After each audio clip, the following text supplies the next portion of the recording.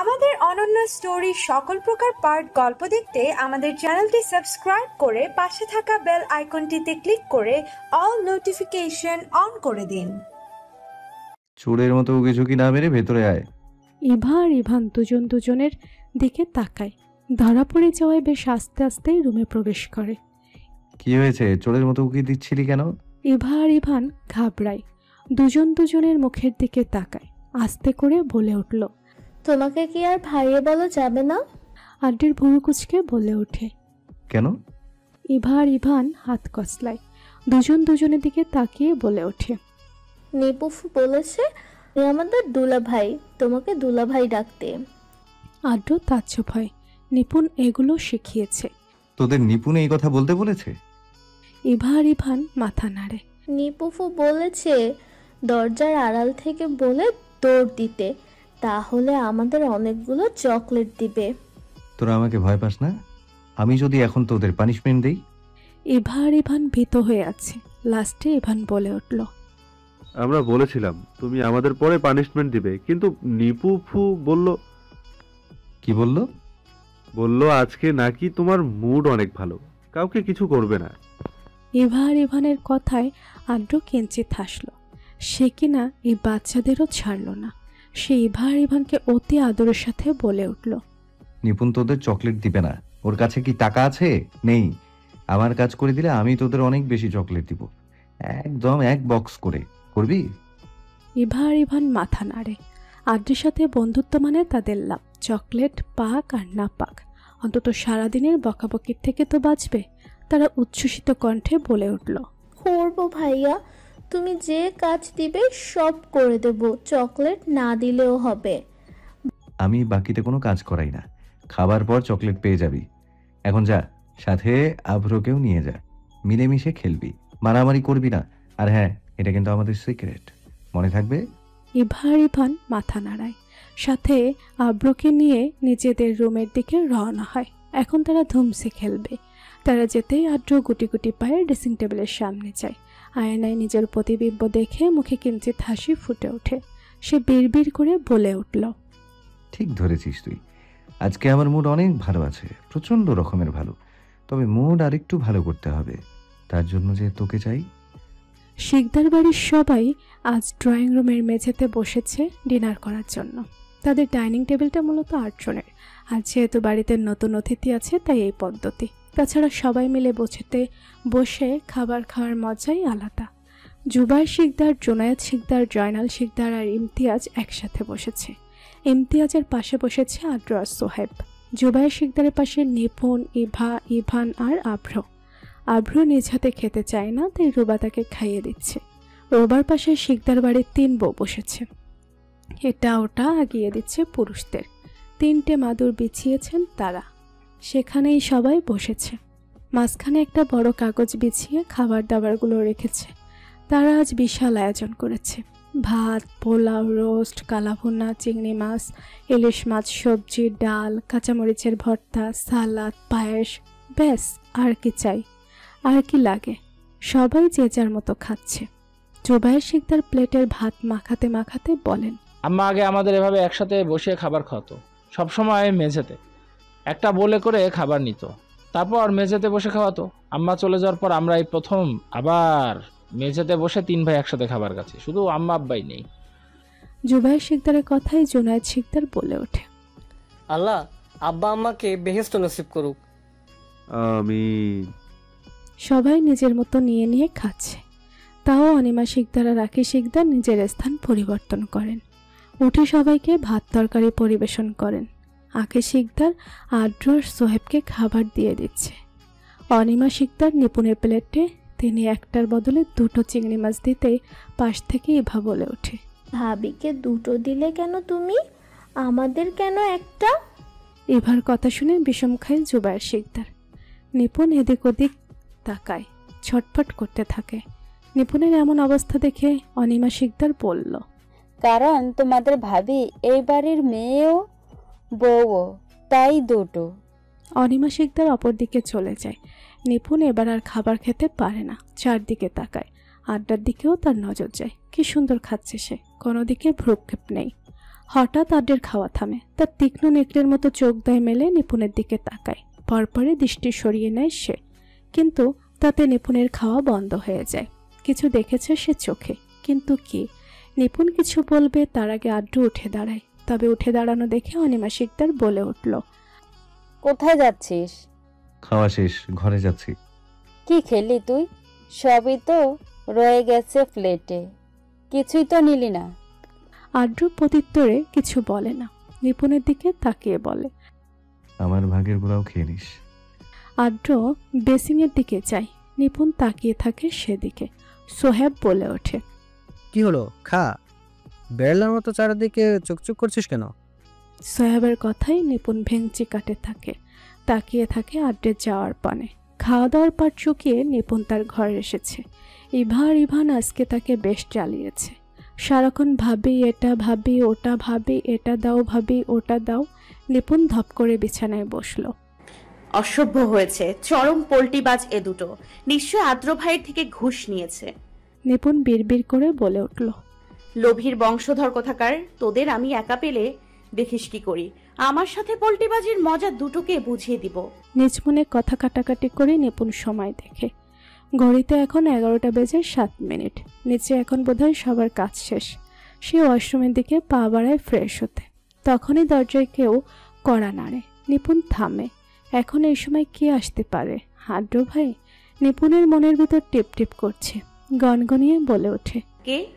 বাহির থেকে আওয়াজ আসে না।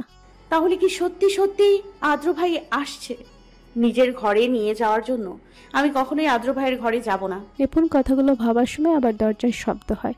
নিপুণের ধ্যান ভাঙে। চাপা আওয়াজে বলে ওঠে, কে? নিপুফু দরজা খোলো, আমরা ইভা আর ইভান। নিপুণ শান্তির শ্বাস পেলে। যাক, তাহলে আদ্র ভাই আসেনি। নিপুণ ঘরের ভেতর থেকে জবাব দিল, এত রাতে তোরা এখানে কি করছিস? ঘুমাস না কেন? আরে খোলো তো আগে। আমাদের দিয়ে আদ্র ভাই কি জানি একটা উপহার পাঠিয়েছে তোমাকে দেওয়ার জন্য। উপহার? তুমি খুলবে নাকি আমরা চলে যাব? উপহারটা অনেক বড়, আমরা ধরে রাখতে পারছি না, অনেক ভারী। নিপুণের মনে প্রশ্নেরা উকি দেয়। আদ্র ভাই কি এমন উপহার পাঠিয়েছে ওদের দিয়ে? আর এত বড় উপহার যে ওরা আলগাতেই পারছে না। নিপুণ দ্রুত হুটে দরজা খোলে।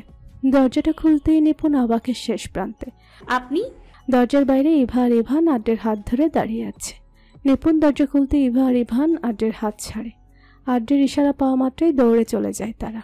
ইভা আর ইভান চলে যেতে আড্ড নিপুণকে টপকে ঘরে প্রবেশ করে। লম্বা পায়ে হেঁটে বিছানায় এসে বসে। নিপুণ এখনো দরজায় ঠায় দাঁড়িয়ে এসে। আদ্র বলে উঠল, আয় এখানে, আমার কাছে এসে দাঁড়া। আদ্রের মুখে কিঞ্চিত হাসি, কিন্তু কণ্ঠ গম্ভীর কিছুটা। নিপুণ গুটি গুটি পায়ে হেঁটে আদ্রের কাছে আসে। আর একটু কাছে। নিপুণ আর একটু কাছে আসে। তার হাঁটু কাঁপছে, পা সামনে আগাচ্ছে না। আদ্রের সামনে আসা মাত্রই সে বসা থেকে উঠে দাঁড়ায়। পাকড়াও করে নিপুণের লতানো কোমর, শক্ত বন্ধনে আবদ্ধ করে নিপুণকে। আদ্রের চোখ গাঢ়, কিছুটা প্রশ্নাত্মক। কি সে মারাত্মক চাহনি? নিপুণের পেট মুচড়ে আসে। বুকের মধ্যে দ্রুম দ্রুম আওয়াজ করছে, তবলা বাজছে, জ্বরছে। আদ্রের গম্ভীর আওয়াজ, তুই আমার ঘরে বিকেলে আসলি না কেন? তবে মুখের ভঙ্গিমা দেখে কিছু বোঝা যাচ্ছে না। নিপুণ কাঁপা কাঁপা কণ্ঠে বলে উঠল, আপনি এখানে কেন এসেছেন? তুই আমার প্রশ্নের উত্তর দে। নিপুণ চোরের মতো এদিক ওদিক চায়। তারপর আড্ডের দিকে তাকিয়ে চাপা গলায় বলে উঠল, এমনি যায়নি। আমাদের বিয়ে অদ্ভুতভাবে হয়েছে, পরিবারের কেউই ছিল না। তাছাড়া আপনি তর্ক করেছেন বলে আমাকে আপনার ঘরে থাকতে অনুমতি দিয়েছে। এখন আমি যদি আগ বাড়িয়ে আপনার ঘরে যাই তাহলে সবাই কি ভাববে? আদ্র নিপুণের মতো করে বলে, তুই আমাকে ভালোবাসিস? নিপুণ ওপর নিচ মাথা নাড়ায়, চোখ তুলে চায় আড্ডের দিকে। আমাকে ভালোবাসার সময় পরিবারের কার থেকে অনুমতি নিয়েছিলি তুই, যে এখন আমার ঘরে যেতে তোর পরিবারের কথা ভাবতে হচ্ছে? এখন তো আমাদের সম্পর্ক বৈধ, বিয়ে হয়ে গেছে আমাদের। তুই আমার ঘরে থাকবি, এটা নর্মাল। তারপর বাচ্চা কাচ্চা। আদ্র আর কিছু বলতে পারে না। তার আগে নিপুণ তার মুখ চেপে ধরে। ছি ছি, এত অসভ্য কথা আপনি কোথা থেকে শিখেছেন আদ্র ভাই? নিপুণের কথায় আদ্র হেসে ওঠে। নিপুণ টের পায়। আদ্রের ঠোঁট আলগা হওয়ার সময় নিপুণের হাতে হাতে স্পর্শ লাগে। দ্রুত সরিয়ে নেয় সে হাত। থাকলে অসভ্য হতে শিখতে হয় না, এমনি অসভ্য হতে মন চায়। কথাটা বলার পরপরই আদ্র গম্ভীর কণ্ঠে বলে উঠল, চল। কোথায়? তোর জামাইয়ের ঘরে। আমি যেতে পারবো না। তুই যাবি না, তোর বাপ যাবে। তাহলে আমার বাপকেই নিয়ে যান। নিপু, আমাকে রাগাস না, ঘাড়তার আমি করবি তো খবর করে ছাড়বো। নিপুণ কিছু বলবে তার আগে আদ্র তাকে কোলে তুলে দিল। নিপুণ ছটফট করছে নামার জন্য, আদ্র ছাড়ে না, উল্টে আরো শক্ত করে ধরে। মাদকতাময় কণ্ঠে বলে উঠল, আজকে মুড ভালো আছে, জান, ঝামেলা করিস না। নিপুণ ঘাপটি মেরে বসে আছে আদ্রের খাটের উপরে। আদ্র দাঁড়িয়ে আছে তার সামনে। ঘড়ির কাঁটা এখন একটা চুই চুই। সময় কতক্ষণ পেরিয়েছে নিপুণ জানে না, জানতেও চায় না। এই মুহূর্তে সব থেকে ভয়ঙ্কর কাজ হচ্ছে আদ্রের দিকে তাকানো। সে আজকে তাকাতে চায় না আদ্রের দিকে। কিভাবে তাকাবে? আজ যে যার বেশ লজ্জা লজ্জা লাগছে। আদ্র ভাইও না, একসাথে থাকবো বললেই কি হয়ে যায়? প্রিপারেশন লাগে তো নাকি? বলা নেই কওয়া নেই, একটা মেয়েকে এভাবে কোলে তুলে নিয়ে আসলেই হলো। বিগত 1 ঘন্টা ধরে নিপুণ এই চিন্তাভাবনায় অস্থির হয়ে আসে। নিপুণের এই ভাবনায় ব্যাঘাত ঘটায় আদ্র। ভুরু কুচকানো তার। গম্ভীর কণ্ঠে বলে উঠল, তুই কি এভাবে কার্টুনের মতো থাকবি? সময় কতক্ষণ পেরিয়েছে কোনো খেয়াল আছে? নিপুণ তাকায় না আদ্রের দিকে। নজর এখনো নিচের দিকে সীমাবদ্ধ। এখন আদ্রের কথার জবাব দেওয়া যাবে না, কোনো মতেই না। আদ্রকে ভুজুং ভাজুং দিয়ে কোনো ক্রমে এই রুম থেকে এখন বের হতে হবে। কিন্তু নিপুণ যা ভাবে তা কি হয়? নিপুণের এমন নিশ্চুপ ভঙ্গি আদ্রকে আরও বেসামাল করে তোলে। সে স্থির হতে পারে না। ডান হাত বাড়ায় নিপুণের দিকে, একটানে খুলে নেয় তার গলায় ঝুলে থাকা ওড়নাটা। নিপুণ হুড়মুড়িয়ে ধরতে চায়, পারে না। তার আগে ওড়নাটা চলে যায় আদ্রের হাতে। নিপুণ কাচুমুচু করে ওঠে, এদিক ওদিক তাকায়, কিছু না পেয়ে বালিশটা হাতে জড়িয়ে নেয়। আদ্রের দিকে তাকানোর সাহস যতটুকু ছিল তা এখন আর 1 ফোঁটাও নেই। লজ্জায় ভয়ে সে এখন জর্জরিত। এমন অবস্থায় তার চোখ মুখ গরম হয়ে আসে। কানের পেছন দিয়ে ঘাম বেয়ে গলা ঘাড় দিয়ে নামছে। চোখগুলো জ্বলে ওঠে। এমন অবস্থায় ঠোঁটগুলো শুকিয়ে ফেটে যাওয়ার জোগাড় হয়েছে। বোধহয় এক্ষুনি ফাটা অংশ দিয়ে রক্ত গড়িয়ে পড়বে। নিপুণ জিহ্বা দ্বারা নিজের ঠোঁট ভেজায়। আমতা আমতা করে বলে ওঠে, আদ্র ভাই, ওড়নাটা দিয়ে দিন প্লিজ। না দিলে কি করবি তুই? ভাই? আদ্রের বিরক্তি ভাব। সহসা বলে উঠল, আমি তোর ভাই ছিলাম, এখন তোর জামাই। সো ভাই বলে একেবারে সম্মানহানি করবি না। কদিন পর বাচ্চা কাচ্চারা আসবে, তাদের শিক্ষার দায়িত্ব তোর। তারা কি শিখবে তোর থেকে? দেখা যাবে আমাকে মামা ডেকে বসে আছে, তখন আমি কি করব? আদ্র আবার নিপুণের দিকে তাকায়। নিপুণ বালিশ নিয়ে অস্থির অস্থির করছে। আদ্র ভালো করে চোখ বোলায় নিপুণের দিকে। চোখের দৃষ্টি গম্ভীর থেকে গভীর হয়। শয়তানি হাসি দিয়ে বলে ওঠে, ছাড়া কিন্তু তোকে বেশ লাগছে। তবে তুই এমন রিয়াকশন দিচ্ছিস কেন? মনে হচ্ছে পরপুরুষের সামনে অন্য ছাড়া আছিস। বলে যাচ্ছিস নাকি তুই যে আমার বিয়ে করা বৈধ বউ? তোকে অন্য ছাড়া কেন, জামা কাপড় ছাড়া দেখার অধিকারও আমার আছে। আদ্রের এমন লাগামহীন কথায় নিপুণ অভ্যস্ত নয়। কখনো আদ্র এভাবে কথা বলেনি। বললেও সীমার মধ্যে থেকে বলেছে। এমন অপ্রস্তুত কিছু বলেনি। কিন্তু এখন আদ্র পুরোই লাগামহীন নির্লজ্জ। নিপুণের গালে লাল আভা ছড়িয়ে পড়েছে। কান দিয়ে গরম ধোঁয়া বের হচ্ছে। লজ্জা লুকানোর জন্য চারদিকে চোখ ঘোরাতে লাগলো। চোরের মতো চারদিকে চোখ ঘোরাচ্ছিস কেন? আদ্রের এখনো কথায় নিপুণ বোঝে এই ছেলে আজ তাকে এই ঘর থেকে যেতে দিবে না। সে যদি 1000 যুক্তি দেখায়, 1000 অজুহাত দেখায়, তাতেও না। নিপুণ সকল লজ্জা উপেক্ষা করে এবার আদ্রের দিকে তাকায়। নরম কণ্ঠে বলে ওঠে, ওড়নাটা দিয়ে দেন না প্লিজ আদ্র ভাই। এই ঘরে থাকলে কি আমার একটা শিং গজাবে আদ্র ভাই? আজকে এই ঘরে থেকে কি লাভ হবে? আমি তো এতে কোনো লাভ দেখছি না। আদ্র দ্রুত মাথা নাড়াতে নাড়াতে সহসা বলে উঠল, অনেক লাভ হবে। আমি আরাম করে ঘুমোতে পারবো, শান্তিতে শ্বাস নিতে পারবো। সব থেকে বড় কথা, তুই আমার পাশে থাকবি। এটা কি লাভ না? যথেষ্ট নয় কি আমার জন্য?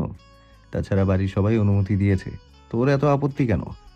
নিপুণ কিছু বলতে পারে না আদ্রের কথার পিঠে। আদ্র নিপুণের ওড়নাটা নাড়াতে নাড়াতে সামনে এগিয়ে যায়। লাইট অফ করে দ্রুত। ঘর সম্পূর্ণ অন্ধকার হয় না। পর্দার ফাঁক দিয়ে বাহিরের আলো বিনা বাধায় ভেতরে প্রবেশ করছে।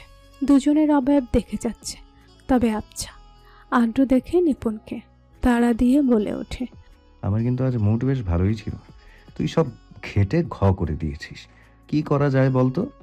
मार दिया जाए या छोड़ दिया जाए? बोल, तेरे साथ क्या किया जाए? আদ্রের এমন কথায় নিপুণ স্তব্ধ। এটা কি আদ্র ভাই? তার ভাবনার মাঝে আদ্র লম্বা পা ফেলে চলে আসে তার কাছে, কোমর জড়িয়ে ধরে ফেলে দেয় বিছানায়। নিপুণের পিঠ গিয়ে ঠেকে আদ্রের নরম তুলতুলে বিছানায়। পাশে শুয়ে পড়ে আদ্র। নিপুণের দম আটকে আসে, শরীরে এক প্রকার ভূমিকম্প সৃষ্টি হয়। এই প্রথম কোনো পুরুষের সাথে ঘুমাচ্ছে সে। যার সাথে ঘুমাচ্ছে সে আর কেউ নয়, তার স্বামী, বৈধ স্বামী, যাকে সে ভালোবেসেছে মনে প্রাণে, যাকে দেওয়ার জন্য মনের মধ্যে ফুটেছে হাজারো গোলাপ।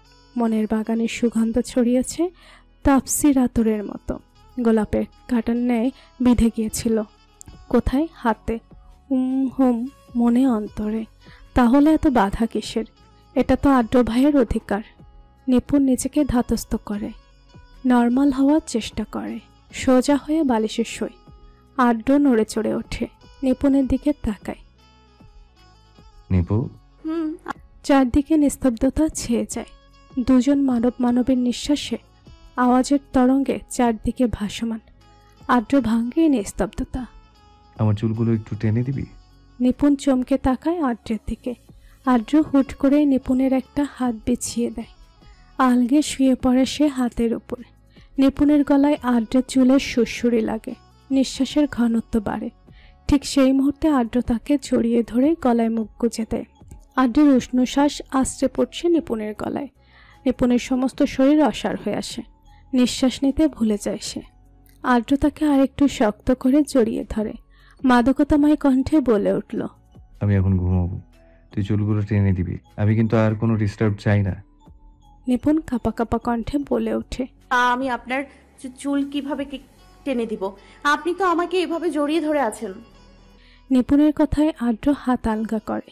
নিপুণ তার ডান হাতটা বের করে আদ্রের চুলে ঠেকায়। আস্তে আস্তে হাত বুলিয়ে দিতে থাকে আদ্রের চুলে। সময় পেরোয়। আদ্রের ঘন ঘন নিঃশ্বাসের শব্দে শোনা যাচ্ছে। নিপুণ বুঝে আদ্র ঘুমিয়ে গেছে। চুল থেকে হাত সরায় সে। আলতো করে ছুঁয়ে দেয় আদ্রের নাক, গালের মধ্যে আস্তে করে হাত ঘষা দেয়। আদ্রের খোঁচা খোঁচা দাড়ি বিঁধে যায় নিপুণের হাতে। নিপুণের চোখ বুজে আসে। এক মুহূর্তে সেও তলিয়ে যায় ঘুমের গভীরে। সেই মুহূর্তে আদ্র মাথা তোলে, নিপুণের দিকে তাকায়, ডান হাতে মুখের উপরে থাকা চুলগুলো সরিয়ে দেয়। এক এক করে ছুঁয়ে দেয় নিপুণের চোখ, গাল, নাক, ঠোঁট।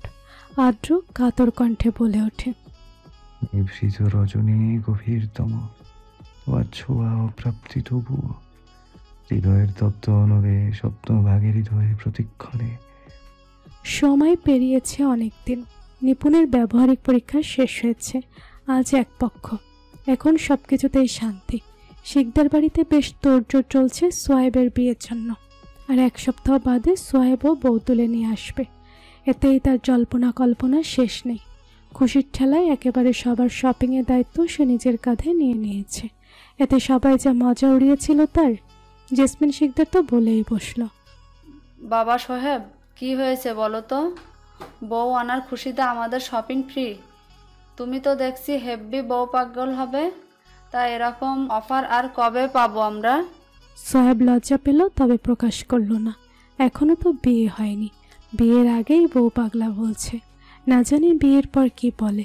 সোহেব নিজেকে ধাতস্থ করে বলে উঠল, তোমরা আর কবে কবে এমন অফার পেতে চাও আমাকে জানিও। অফার নেওয়ার মতো পরিস্থিতি থাকলে আমি অফার দিয়ে দিব। তুমি দেখছি আদ্রের থেকে ট্রেনিং নিয়েছো। জেসমিন শিকদারের কথায় অনিমা শিকদার আর আখি শিকদার হেসে উঠলেন। অনিমা শিকদার বলে ওঠে, যা বলেছিস তুই জেসমিন, কথা তো এমনি মনে হচ্ছে। তাদের কথার মাঝে সোয়েব আর দাঁড়ায়নি। ফোন আসায় দ্রুত পায়ে সদর দরজা ত্যাগ করে। নিপুণ ইদানিং মনমরা হয়ে থাকে, কি জানি কেন। সারাদিন অন্যমনস্ক ভাব তার মধ্যে। আদ্রকে বিভিন্ন রকম কথা বললেও আদ্র তেমন গায়ে মাখে না। কেন, কি করেছে সে? আদ্র কেন এমন খাপছাড়া হয়ে গেছে? কেন আর আগের মতো ধমকায় না তাকে, শাসনে রাখে না কেন তাকে? সেদিন আদ্রের ঘরে থাকার পর তো সে নিজেকে সামলে নিয়েছিল, সিদ্ধান্ত নিয়েছিল সে আদ্রেরটাকে সাড়া দিবে। কিন্তু কিছুদিন আগের কথা, বাড়ির সকল কিছুই স্বাভাবিক। আদ্র আর নিপুণের বিয়েও সকলে খুশি মনে মেনে নিয়েছে। তারা এখন এক ঘরেই থাকে। নিপুণের এতে কোনো বিরক্তি নেই। সে আছে নিজেকে স্বাভাবিক করার প্রয়াসে। কিন্তু বললেই কি তা হয়? দুজন মানবী একসাথে থাকলে তাদের মধ্যে স্বাভাবিকভাবে আকর্ষণ কাজ করে। বিবাহিত জীবনে আকর্ষণকে আরও উন্মুক্ত করে দেয়, কোনো প্রকার বাধা বা প্রতিবন্ধকতা রাখে না। পুরুষ সত্তা কিংবা নারী সত্তা, তারা উভয়েই একে অপরকে কাছে পাওয়ার আকাঙ্ক্ষায় চলতে থাকে। এটা শুধু মানসিক কিংবা আধ্যাত্মিক আকর্ষণের সীমাবদ্ধ নয়, বরং সে সময় শারীরিক আকর্ষণেরও প্রতিফলন ঘটে। এটা স্বাভাবিক, তবে অস্বাভাবিক ব্যাপার ছিল নিপুণের মধ্যে। মাসের কিছুদিন মেয়েদের ক্ষেত্রে ব্যতিক্রম। নিপুণ সেই ব্যতিক্রম দিনগুলো দিয়েই যাচ্ছিল। নিশুতি নীরব রাত, সময় তখন অনেক। নীরবে শান্ত বাতাস বইছে বাহিরে। এমন সময় আদ্র তার সাথে ছিল একটি ঘনিষ্ঠ অবস্থায়। নিপুণ সেদিন লজ্জার তোপে আদ্রকে তার অসুস্থতার কথা জানায়নি বললে ভুল হবে, সে বলতে চেয়েও বলতে পারেনি। আদ্র যখন আরেকটুখানি ঘনিষ্ঠ অবস্থায় যেতে চায়, তখন তাকে সর্বশক্তি দিয়ে ধাক্কা মেরে সরিয়ে দেয় নিপুণ। ছিটকে সরে যায় বেসামাল আদ্র। ওষ্ঠ থেকে ওষ্ঠের বিচ্যুতি হয়, ঠোঁট কেটে যায় কিছুটা। নিপুণের পেটের মধ্যে বিচরণ করতে থাকা আদ্রের হাত সরে যায়। নিপুণ থাকে না আর এ ঘরে। আদ্রকে একা ফেলে গভীর রাতে ছুটে যায় নিজের কক্ষে। একবারও ফিরে তাকায়নি সে পেছনে। সে এতটাই তাড়াই ছিল যে নিজের ওড়নাটা নেওয়ারও সুযোগ পর্যন্ত পায়নি। আর না তাকিয়েছে বিছানায় পড়ে থাকা এই অর্ধলঙ্গ আদ্র ভাইয়ের দিকে। হ্যাঁ, তার আদ্র ভাই। কথাগুলো ভাবতেই নিপুণের চোখের জল গড়িয়ে পড়ে। মনের মধ্যে কিছু হারানো যন্ত্রণা হয়, তীব্র সে যন্ত্রণা। তার আদ্র ভাই তার সাথে কথা বলছে না, এই কথাটা ভাবলেই তার মৃত্যু যন্ত্রণা শুরু হয়। মনে হয় যেন কেউ তার শরীরের চামড়া কেটে তাতে লবণ মরিচের গুঁড়ো ছিটিয়ে দিয়েছে, যেন তার শরীরের মস্ত এক দামি জিনিস কেউ নিজ হাতে ছিঁড়ে ফেলছে। আর আদ্র দূরে থেকে তার কষ্ট উপভোগ করছে। মানছে সে ভুল করেছে। সেদিন এমন করে আদ্রকে প্রত্যাখ্যান না করে সব খুলে বলা উচিত ছিল, কিন্তু সে কি করবে, পরিস্থিতি এমন ছিল। বিকেলে সবাই তৈরি হয়ে নিচে নেমেছে। সবাই এখন সোয়েবের বিয়ের শপিং করতে যাবে। সোয়েব বেশ খুশ মেজাজে থাকলেও আদ্র বেশ বিরক্ত। চোখ কুচকে মুখ কালো করে বসে আছে সে। কপালের সূক্ষ্ম ভাঁজগুলো স্পষ্ট। বিরক্তিতে চুলগুলো বারে বারে ঠেলে দিচ্ছে পেছনের দিকে। ঠোঁটদায় কামড়ে ধরে রেখেছে। সোয়েব ইতিমধ্যে কয়েকবার এসে আদ্রের সাথে কথা বলার চেষ্টা করেছে, কিন্তু যতবার আদ্রের ওই চোখের দিকে তাকিয়েছে ততবারই সে তার অবস্থান পরিবর্তন করেছে। মোট কথা, তার সাহসে কোলায়নি আদ্রের সাথে কথা বলার। একে একে সবাই নেমে আসে তাদের বড় ড্রয়িং রুমটায়। সবার মাঝে নিপুণ আছে। দূর থেকে আদ্রকে পর্যবেক্ষণ করছে সে। সাদা প্যান্টের সাথে নীল রঙের পাঞ্জাবি, বেল, জুতা, কালো রঙের চামড়ার ঘড়ি, বিরক্ত চোখ মুখ সব। আদ্র যে চুল ছোট করেছে তাও নিপুণের চোখ এড়ায়নি। একটু বোধহয় শরীরটা ভেঙেছে। নিপুণের মনে হয় আদ্র আগে থেকে একটুখানি শুকিয়েছে। মনে মনে আদ্রের প্রতি খুব বিরক্ত হলো সে। মনোমালিন্য হয়েছে, হতেই পারে। এর জন্য কি নিজের অযত্ন করবে? নিপুণ আদ্রের দিকে তাকিয়ে ভাবনাগুলো ভাবার সময় হুট করে আদ্র চোখ তোলে। চারটে চোখের মিলন হয়, তবে স্থায়ী হলো না বেশিক্ষণ। আদ্র নিজের চোখ সরিয়ে নেয়। আরেক দফা ভঙ্গ হয় নিপুণের হৃদয়। সবাই বাড়ি থেকে বের হওয়ার সময় অনিমা শিকদার আর নিপুণ আগে বের হয়। বেশ আগে চলে যায় তারা। শাশুড়ি বৌমা মিলে হাঁটতে হাঁটতে গল্প করতে লাগে।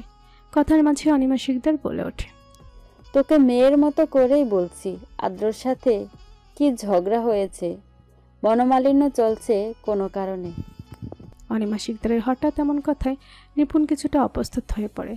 সে কিছু বলছে না দেখে অনিমা শিকদার আবার বলে ওঠে, দেখ, আমি তোকে তোর বড় মা কিংবা শাশুড়ি মা হিসেবে কথাগুলো বলছি না, মা হিসেবে বলছি।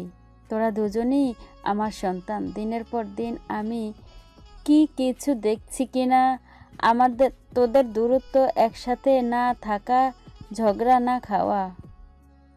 অনিমা শিকদার নিপুণের হাত ধরে বলে ওঠে, আমি কেন তোর সাথে কথাগুলো বলছি জানিস? আদ্রকে বললে তো আমাকে কিছু বলবে না, তার উপর সাবধান দেওয়ার চেষ্টা করব। অনিমা শিকদারের কথায় নিপুণ আশার আলো দেখতে পায়। তিনি অন্তত এসব কিছুর সমাধান দিতে পারবে। সকল লজ্জা একপাশে রেখে সে সব খুলে বলল, তার ভুল স্বীকার করল। নিপুণের কথা শুনে অনিমা শিকদার তার গালে হাত রাখল।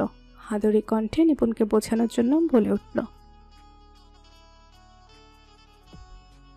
অনিমা শিকদারের কথার মাঝে নিপুণ বলে ওঠে, প্লিজ বড় মা, কিছু একটা করো। ওনার এমন বিহেভিয়ার আর মেনে নিতে পারছি না আমি, প্লিজ বড় মা। অনিমা শিকদার কিছু বলবে তার আগে পেছন থেকে আদ্রের কণ্ঠ ভেসে আসে, তোমরা কি গাড়িতে উঠবে নাকি তোমাদের ফেলে যেতে হবে? আদ্রের অবস্থান বুঝে নিপুণ চটজলদি নিজের চোখ মুছে। অনিমা শিকদার একবার তাকায় নিপুণের দিকে। চোখ ফিরিয়ে আবার আড্ডুকে জিজ্ঞেস করে, সবাই উঠে গেছে গাড়িতে? হুম। অনিমা শিকদার নিপুণের হাত ধরে অগ্রসর হতে হতে বলে উঠল, চল আমরা উঠি গাড়িতে। তখনই আড্ডের গম্ভীর কণ্ঠ ভেসে আসে তাদের কানে। ও এই গাড়িতে যাবে না। অনিমা শিকদার ভুরু কুচকে প্রশ্ন করে, তাহলে কোনটাতে যাবে? আড্ডু তার হাতের আঙুলের ইশারায় সোহেবের গাড়িতে দেখিয়ে বলল, ওইটাতে। অসম্ভব, আমি ভাইয়ার বাড়িতে যাব না, আমি এইটাতেই যাব। আমার জায়গা এটাতে না হলে আমি যাবই না। তাহলে না যাওয়াই ভালো। তারা খুব দ্রুতই শপিং মলে পৌঁছালো। আড্ডু যতই নিপুণকে সোহেবের গাড়িতে পাঠাবে বলুক না কেন, নিপুণ গিয়েছে তার স্বামীর গাড়ি করেই। এতে সঙ্গ দিয়েছে তার শাশুড়ি মা, শ্বশুর মশাই। আড্ডের ঘাড়ে আর কটা মাথা যে তাদের সাথে সামনে ঝগড়া করবে। অগত্যা তার পাশে সিটে বসিয়ে নিপুণকে নিতে হয়েছে তাকে। শপিং মলে এসে বাঁধল আরেক বিপত্তি। নিপুণ যতই আড্ডের কাছে ঘেঁষতে চায়, আড্ডু তত দূরে সরে যায়। নিপুণ বেশ বুঝতে পারছে আড্ডু যে এসব ইচ্ছে করছে, তাও সে হাল ছাড়ে না। উফ, অদ্ভুত! রাগ অভিমান ভাঙাতে হলে তো আগে কথা বলতে হবে। এভাবে মুখ বধির হয়ে গেলে আমি ক্ষমা চাইব কেমন করে? কি জ্বালা! নিপুণ আড্ডের পেছনে থাকা অবস্থায় সামনে এক অবয়ব দেখতে পায়। সে চেনে সামনে দাঁড়িয়ে থাকা এই মানুষটাকে। আড্ডে চিন্তা ভুলে সে সেদিকে দৌড় লাগায়। আড্ডকে অতিক্রম করে জড়িয়ে ধরে থাকে। অর্পা আপু! নিপুণের এমন হুট করে জড়িয়ে ধরায় অর্পা ভেমড়ি খায়। চটজলদি পেছনে ফিরে তার সামনে নিপুণ সহ শিকদার বাড়ির সবাইকে দেখে চমকে যায় সে। বয়সে বড়দের দেখে সালাম দিয়ে কুশল বিনিময় করে অর্পা। আঁখি শিকদার অর্পার পাশে গিয়ে বলল, আম্মু কোথায়? একা এসেছো? না না আন্টি, আম্মু এসেছে। আর অর্পার কথা মুখে থাকতেই পেছন থেকে রাসেল আর রাফসানের আগমন ঘটল। এখানে রাফসানের আগমনে সবাই বেশ অবাক হলো বটে। সেদিন না চাইলেও শিকদার বাড়িতে রাফসান আর রাফসানের পরিবারের অপমান হয়েছিল, যদিও এতে কারো কোনো হাত ছিল না। তাদের স্তব্ধতা ভেঙে রাফসান সকলকে সালাম দিল। বেশ ভালো করেই নিজেকে প্রদর্শন করালো সকলের সামনে। অল্প স্বল্প কথা বাদে কারোর সাথে কোনো কথাই বলল না। কথা দ্বারা বোঝা গেল যে সেদিনের কথা মাথায় রাখেনি। সবার সাথে কথা বলার শেষ পর্যায়ে রাফসান নিপুণের দিকে তাকিয়ে বলে উঠল, আপনি কেমন আছেন মিসেস তাইবাত? সরাসরি নিপুণের দিকে তাকিয়ে প্রশ্নটা করায় নিপুণ বেশ অস্বস্তিতে পড়ে যায়। সে আমতামতা করে বলে উঠল, জি আলহামদুলিল্লাহ, আমি ভালো আছি। আপনি কেমন আছেন? নিপুণের প্রশ্নে আড্ডের ভুরু কুচকায়। দৃষ্টি তীক্ষ্ণ হয়ে তার রাফসানের দিকে আশ্রে পড়ে। মূলত রাফসানের মুখভঙ্গি বোঝার প্রয়াস চালাচ্ছে সে। জি আলহামদুলিল্লাহ, আমিও ভালো। আর কিছু বলবে তার আগে হাসিনা বেগম আর জোয়া এসে হাজির হয় সেখানে। তিনি আসা মাত্রই শিকদার বাড়ির সবাই তার সাথে কথা বলতে ব্যস্ত হয়ে পড়ে।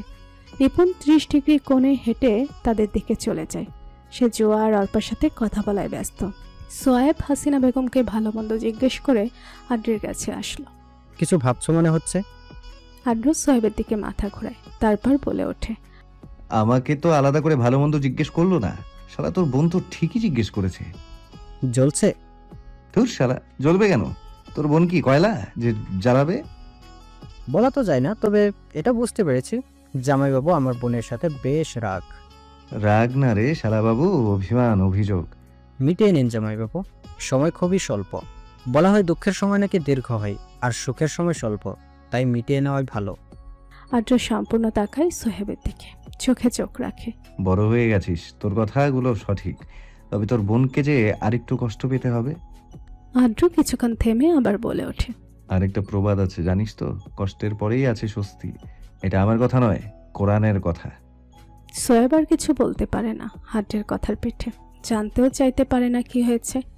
আড্ডু আর সে ভাই ব্রাদার, বেস্ট ফ্রেন্ড হলেও নিপুণ কিন্তু তার বোন, সুতরাং কোনো অতিরঞ্জিত কথা তার এখানে মানায় না। তাদের ব্যক্তিগত সমস্যায় তার না থাকাই ভালো। আর তাছাড়া পার্সোনাল না হলে আড্ডু অবশ্যই তাকে জানাতো। এতগুলো বছর তো তাই করেছে, ছোট বড় সকল সমস্যার কথা তাকে শেয়ার করেছে। সেও আড্ডুর সাথে সব ধরনের কথা ভাগ করেছে, এখনও করে। নিপুণ বেশ আগ্রহের সাথে শাড়ি দেখছে, দোকানের সব কিছুই তার পছন্দ। এই পর্যন্ত সে প্রায় 10 থেকে 12টা শাড়িয়ে নামিয়ে ফেলেছে। সবগুলোই তার পছন্দের, একটা করে নামাচ্ছে আর সাইডে রাখছে। তার এমন কাণ্ডে সোহেব গলা পরিষ্কার করে বলে ওঠে, তোর লক্ষণ তো আমার ভালো ঠেকছে না। বউ তুই নাকি অর্পা? তুমি চুপ করো ভাইয়া, দেখেছো শাড়িগুলো কত সুন্দর, সবগুলো কিনে দিবা আমাকে? অসম্ভব। সোয়েব বসা থেকে উঠে দাঁড়ায়, ঘাড় ঘুরিয়ে একবার আড্ডের দিকে তাকায় আর একবার নিপুণের দিকে তাকায়, তারপর আঙুল দিয়ে আড্ডের দিকে ইশারা করে বলে ওঠে, ভাইকে বল কিনে দিতে, তাছাড়া আমি কিনে দিলে একটা কিনে দেব, এতগুলো কেন দেব? আমি কি পাগল না আমার পেট খারাপ যে তোর জামাই থাকা সত্ত্বেও? তুই তো দেখি আমার কথা সিরিয়াসলি নিয়ে নিয়েছিস, কিনে নে। নিপুণ আড্ডের দিকে তাকায়। সে চুপচাপ মোবাইল হাতে বসে আছে, যেন এই দুনিয়ায় সে নেই। তার তীক্ষ্ণ দৃষ্টি এখন মোবাইলে। নিপুণ এই সবগুলো শাড়ি থেকে একটা সাদা রঙের শাড়ি বেছে নিয়ে বলে উঠল, থাক তাহলে একটাই কিনে দাও। আকাশিকদার দূর থেকেই বললেন, ওই দিন তো আলমারির ভাঁজ করতে গিয়ে আমি শাড়িটা গোডাউনে ঢুকে পড়েছিলাম। ড্রেস কিনে এত শাড়ি দিয়ে কি করবি? কখনো পরিস? নিপুণ কিছু বলে না, আর চোখে বারে বারে আড্ডের দিকে তাকায় সে। আড্ডের চোখ এখনো মোবাইল স্ক্রিনে। নিপুণকে আরেকটু আশকারা দেওয়ার জন্য জুবাই শিকদার বলে ওঠে, আমার বৌমা যা কিনতে চায় কিনুক, বিল আমি দিব, দেখি এতে কার কি। নিপুণ এবার আশকারাই গলে না। সে তো চায় আড্ডু ভাই একবার বলুক, যা খুশি কেন, বিল আমি পেমেন্ট করব। তখন তো নিপুণ কিছুই কিনত না। কথাটা শুনেই ধন্য হতো সে। তো আড্ডু কিছুই বলল না, কোনো সুশব্দ করল না পর্যন্ত। আড্ডের আমার নীরবতা আর ভালো লাগছে না নিপুণের। কবে ঠিক হবে সব? নিপুণ সবার কথা অগ্রাহ্য করে শুধু সেই সাদা রঙের শাড়িটাই নিয়েছে। জামা জুতার ক্ষেত্রেও সে একটা করেই নিয়েছে। নিপুণের এমন কাজে সোয়েবেরও বেশ খারাপ লেগেছে। শেষ মুহূর্তে সে নিপুণকে বলেই ফেলেছে,